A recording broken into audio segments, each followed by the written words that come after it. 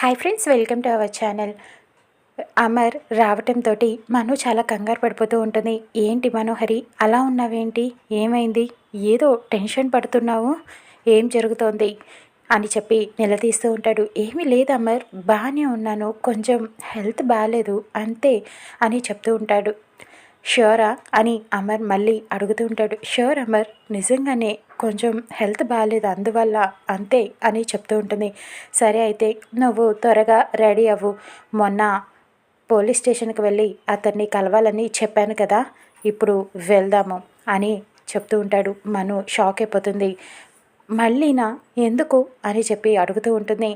మొన్న కలవాలని కలవలేకపోయాం కదా, అందుకని ఇప్పుడు కలుద్దాం అని చెప్తూ ఉంటాడు. ఇప్పుడు వద్దు అమర్, నాకు హెల్త్ బాగాలేదు అని చెప్తూ ఉంటుంది. లేదు, ఇవాళ ఎలాగైనా సరే వెళ్ళాల్సిందే కంపల్సరీగా, ఎందుకంటే నా అనుమానాలన్నీ తీరాలి, నేను తెలుసుకోవాలి, ఏం జరుగుతుందో ఏం జరగబోతుందో అన్నిటికీ నాకు సమాధానం కావాలి, ఈ సమస్యలన్నిటికీ పరిష్కారం కావాలి అని చెప్పి అడుగుతూ ఉంటాడు. ఇక మను షాక్ అయిపోతుంది. ప్లీజ్ అమర్, నాకు అస్సలు హెల్త్ బాగాలేదు, ఇంకొక రోజు ఎప్పుడైనా వెళ్దాం, నాకు ఈవేళ అంతా రెస్ట్ తీసుకుంటే కానీ తగ్గేలాగా లేదు, ప్లీజ్ అమర్ అని చెప్పి అడుగుతూ ఉంటుంది. ఇక అప్పుడు అమర్, సరే అయితే నీ హెల్త్ బాగున్నాక వెళ్దాము అని అమర్ చెప్పి వెళ్ళిపోతూ ఉంటాడు. అమర్, నా హెల్త్ బాగున్నాక నేనే కాల్ చేసి నీకు చెప్తాను, అప్పుడు వెళ్దాం అని చెప్తూ ఉంటుంది. సరే అని చెప్పి అమర్ వెళ్ళిపోతూ ఉంటాడు. ఇక డోర్ లాక్ చేసేస్తుంది. గోరా వచ్చి మాట్లాడుతూ ఉంటాడు. మను అంటుంది, అమర్కి నా మీద అప్పుడప్పుడు డౌట్లు వస్తున్నాయి, అరు ఫ్రెండ్ని కాబట్టి ఇప్పటిదాకా నేను ఆ ముసుగులో ఉన్నాను కాబట్టి డౌట్లు రాలేదు, కానీ ఇప్పుడిప్పుడే ఆ ముసుగు పోతుంది అని చెప్తూ ఉంటుంది. కాబట్టి నీకు అరు అస్థికలని నేను తీసుకువచ్చి ఇస్తాను అని గోరాకి మాట ఇస్తుంది. ఇక గోరా చాలా సంతోషపడిపోతూ ఉంటాడు. త్వరలోనే నీకు అరు అస్థికలు తీసుకొచ్చిస్తా అని చెప్తుంది. గోరా అక్కడి నుంచి వెళ్ళిపోతాడు సంతోషంతో. ఇక్కడ బాగి క్యారియర్ కట్టి రాతోడికి ఇస్తూ ఉంటుంది, అమర్కి ఇవ్వమని చెప్పి. ఇక రాతోడు అంటాడు, అబ్బో మిస్సమ్మ, నువ్వేదో తెలివైన దానివి, హైలీ ఇంటెలిజెంట్ అని అనుకున్నాను, అబ్బే ఏమీ లేదు, నువ్వు ముద్దపప్పువి అని చెప్తూ ఉంటాడు. ఏంటి రాతోడ్, పుసుక్కుమని అంత మాట అనేసేవేంటి అని చెప్తూ బాధపడుతూ ఉంటుంది.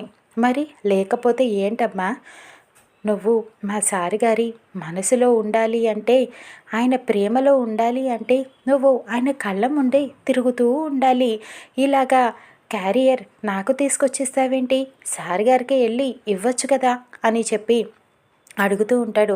ఇక బాగి మురిసిపోతూ ఉంటుంది. అయినా నేను ఆయన ప్రేమలో ఉన్నానని నీకు చెప్పానా అని అడుగుతూ ఉంటుంది.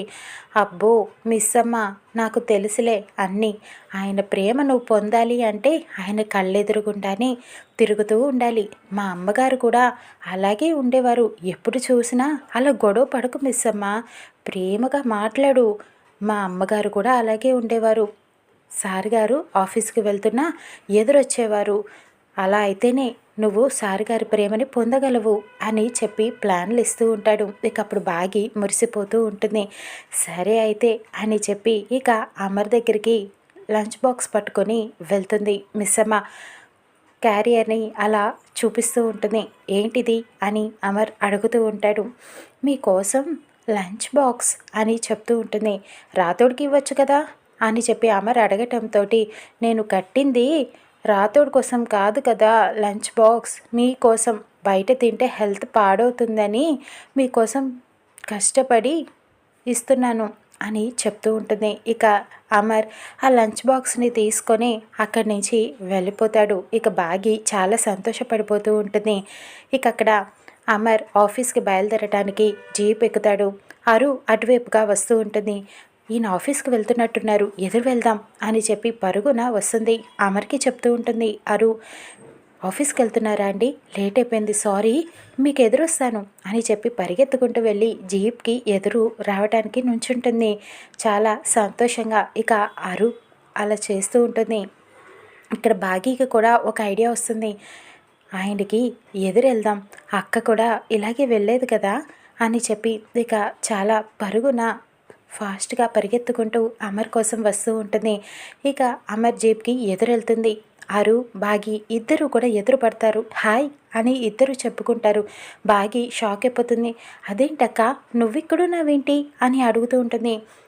అరు కూడా నువ్విక్కడున్నావేంటి అని బాగిని అడుగుతూ ఉంటుంది. మా ఆయనకి ఎదురు రావటానికి అని ఇద్దరు ఒకేసారి చెప్పడంతో బాగి షాక్ అయిపోతుంది. మీ ఆయన మీ ఆయన ఏంటి అని చెప్పి బాగి అడుగుతూ ఉంటుంది. అంటే నాకు ఆయన ఎదురొస్తున్నారని చెప్తున్నాను అంతే అని కన్ఫ్యూజ్ చేసేస్తూ ఉంటుంది బాగిని. సరే అక్క, నేను ఆయనకి ఎదురొస్తాను, నువ్వు కాస్త పక్కకి జరుగు అని చెప్పడంతో ఆరు ఫీల్ అయిపోతూ ఉంటుంది. ఈ మాట వినటానికి నాకు చాలా బాధగా ఉంది అని చెప్పి అనుకుంటూ బాధగా అటువైపు జరుగుతూ ఉంటుంది. అయినా ఎప్పుడూ లేనిది నీకు ఇప్పుడు ఎదురు రావాలని ఎందుకు అనిపించింది మిస్ అమ్మ అని అరు అడుగుతూ ఉంటుంది. అంటే అక్క కూడా ఇలాగే ఆయనకి ఎదురొచ్చేదట, అందుకనే ఆయన మనసులో స్థానం సంపాదించడానికి నేను కూడా ఇలా ఎదురొస్తున్నాను అని చెప్తూ ఉంటుంది మురిసిపోతూ బాగి. ఈ ఐడియా ఎవరిచ్చారు ఇంత వాల్యుబుల్ ఇన్ఫర్మేషన్ అని చెప్పి అరు అడుగుతూ ఉంటుంది.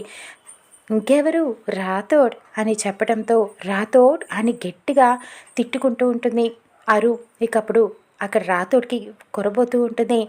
ఇంత గట్టిగా ఎవరు తలుచుకుంటున్నారో కడవలే ఇంత పొద్దునే అని అనటంతో అమర్ అంటాడు, తిట్టుకుంటున్నారేమో పద టైం అవుతుంది అని చెప్పడంతో అక్క కాస్త పక్కకి జరగండి అని అరుని పక్కకి నెట్టేస్తుంది బాగి. ఇంకా అమర్ అడుగుతూ ఉంటాడు, రాథోడ్ అక్కడ మిస్సమ్మ ఎందుకు ఎదురు నుంచుంది అని చెప్పి అడుగుతూ ఉంటాడు. మిస్సమ్మ ధైర్యం తెచ్చుకున్నట్టుంది అని చెప్పి ఆలోచిస్తూ రాథోడ్ సంతోషపడుతూ ఉంటాడు. ఎదురు మీకు వస్తుంది సార్, అంటే ప్రతి భార్య అలా భర్తకి ఎదురొస్తే మంచిదని ఎదురొస్తున్నట్టుంది మిస్ అమ్మ అని చెప్పడంతో కోపంగా చూస్తూ ఉంటాడు అమర్. ఇక జీప్ వెళ్తూ ఉంటుంది. మిస్ అమ్మ అలా ఎదురొస్తూ ఉంటుంది. అమర్కి చాలా ప్రేమగా బాయ్ బాయ్ అని చెప్తూ ఉంటుంది. కానీ అమర్ మాత్రం చెప్పడు. అలా జీప్ వెళ్ళిపోతుంది. మిస్ అమ్మ కొంచెం ఫీల్ అవుతూ ఉంటుంది, ఎంత బాయ్ చెప్పినా ఆయన బాయ్ చెప్పలేదు అని. ఇక వెళ్ళిన జీప్ మళ్ళీ వెనక్కి వస్తుంది. మిస్ అమ్మ ఆశ్చర్యపోతుంది. వెనక్కి వచ్చి అమర్ బాగికి బాయ్ అని చెప్తాడు. ఇక మిస్ అమ్మ గంతులు వేసేస్తూ ఉంటుంది. మా ఆయన నాకు బాయ్ చెప్పాడు అని చెప్పి మురిసిపోతూ ఉంటుంది. ఇక అమర్ అలా బాయ్ చెప్పి వెళ్ళిపోతాడు. మిస్ అమ్మ అలా పరుగున అరు దగ్గరికి వెళ్ళి మా ఆయన నాకు బాయ్ చెప్పాడు అని సంతోషంగా చెప్తూ ఉంటుంది. ఇక ఇది ఇలా ఉండగా అక్కడ మను ఎవరు లేని టైం చూసుకొని అక్కడ అమర్ వాళ్ళ అమ్మ నాన్నతో మాట్లాడటానికి వెళ్తుంది. మీతో ఒక విషయం మాట్లాడాలి అంకుల్ అని చెప్తూ ఉంటుంది. నాకు తెలుసమ్మా మను, నువ్వేం మాట్లాడాలనుకుంటున్నావో.